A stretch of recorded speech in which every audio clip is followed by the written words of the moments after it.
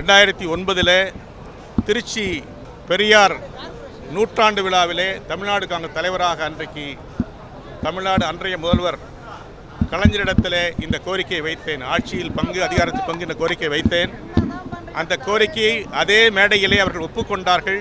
தமிழ்நாட்டுக்கும் பாண்டிச்சேரிக்கும் நீங்கள் தான் தலைவர், அன்னை சோனியா காந்தி இடத்திலே ஒப்புதல் பெறுங்கள், உங்களுக்கு அமைச்சரவையிலே பங்கு தரப்படும் என்றார்கள். ஆனால் காலம் கடந்து அந்த பதவிகளை காங்கிரஸுக்கு வழங்கவில்லை. எங்களுடைய 36 சட்டமன்ற உறுப்பினர்களை வைத்து ஆதரவோடு 5 ஆண்டுகள் ஆட்சி புரிந்தவர்கள் எங்களுக்கு பதவி தரவில்லை. எங்கள் காங்கிரஸ் நண்பர்களை அமைச்சியில் அமர்த்தவில்லை. ஆனால் இன்றைக்கு எங்களுடையோடு மிகுந்த நட்போடு சொன்ன வார்த்தையை காப்பாற்றிய முதல்வராக இன்றைக்கு அருமை சகோதரர் நம்முடைய மாண்புமிகு முதல்வர் விஜய் அவர்கள் இருக்கிறார்கள். அவர்களுடைய தலைமையில் காமராஜரை பின்பற்றுகிற தலைவராக, காமராஜர் லட்சியங்களை ஏற்றுக்கொண்ட தலைவராக இருக்கிற விஜய் அவர்கள் தலைமையில் காங்கிரஸ் இணைகிறது. காங்கிரஸ் இந்த இணைப்பிலே மிகுந்த மகிழ்ச்சி கொள்கிறது. தமிழ்நாட்டுக்கு காமராஜர் ஆட்சி தொடர்கிறது. நாங்கள் பெருந்த மகிழ்ச்சி அடைகிறோம்.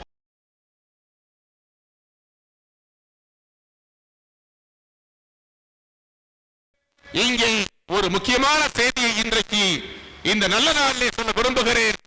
அருமை தலைவர் கலைஞர் அவர்கள் நேற்று வரை இருந்த நிலை மாறி இன்றைக்கு ஒருவேளை இன்றைக்கு பத்திரிகையாளர்கள் போது குறிப்பிடுகிறார்கள், தமிழ்நாட்டிலே காங்கிரஸ் கட்சி ஆட்சி பொறுப்பிலே இணையமா என்ற கேள்வியை பத்திரிகை கேட்டபோது அவர்கள் சொல்லுகிறார்கள்.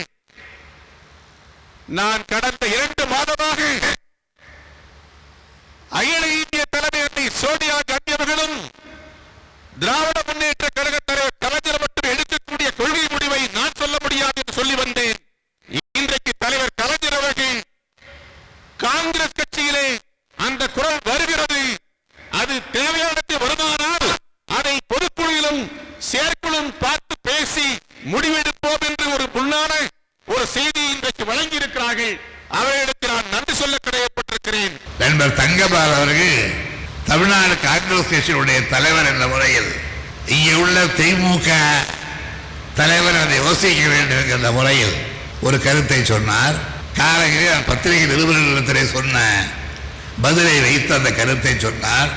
அந்த கருத்து எதிர்காலத்திலே அல்லது நிகழ்காலத்திலே கூட திராவிட முன்னேற்ற கழகம் காங்கிரஸ் கட்சியிலே இருந்து சிலரை தன்னுடைய ஆட்சியிலே இணைத்துக் கொள்ளுவா, பிணைத்துக் கொள்ளுவா என்று கேட்ட கேள்விக்கு இது நேரிடத்து தலைவர்களுக்கு இடையே பேச வேண்டியது. தமிழ்நாட்டில் உள்ள திமுக தலைவர்கள் மத்தியிலும் டெல்லியிலே உள்ள தலைவர்கள் மத்தியிலும் பேச வேண்டியது என்ற முறையிலே தான் நான் சொன்னேன். அதை அவர் திருத்தி கூறவில்லை, அப்படியே சொன்னார். தங்கபால் அவர்கள் அப்படியே சொன்னார். ஆனால் நான் சொன்னதை இன்னும் திரும்ப பெறவில்லை, அதையே சொல்லுகிறேன். நான் என்ன சொன்னேன்? இங்கே அமைச்சரவையிலோ ஆட்சியிலோ காங்கிரஸ் கட்சிக்கு பங்கு கொடுப்பதென்றால் அதை பற்றி எங்களுடைய செயற்குழு பொதுக்குழு கூடி முடிவுகளுக்கும் அது பற்றி அங்கிருக்கின்ற மேலிடம் சொன்னால் அதற்கு பிறகு அதை பற்றி சிந்திக்க சொன்னேன்.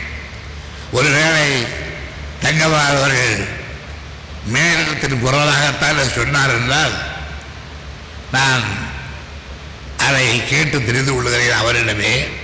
நான் வேறு யாரிடத்தில் கேட்க மாட்டேன். தங்கபால் சொன்னது சரியா அல்லவா என்று கேட்க மாட்டேன். அவர் சரியல்லவற்றை சொல்ல மாட்டார். அவர் சொன்னது அதுதான் என்றால், மேலிடத்தினுடைய கருத்து தான் அது என்றால், நான் சொன்னபடி செயற்குழு பொதுக்குழுவில் அதை பற்றி தீர்மானிப்போம்.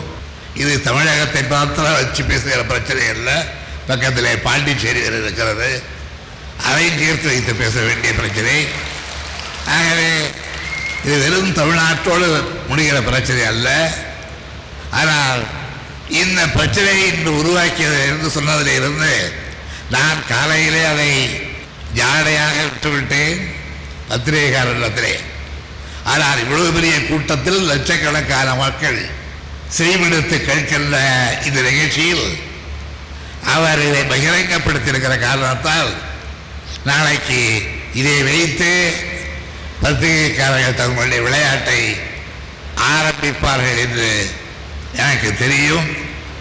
அதற்கு நாம் தொடர்ந்து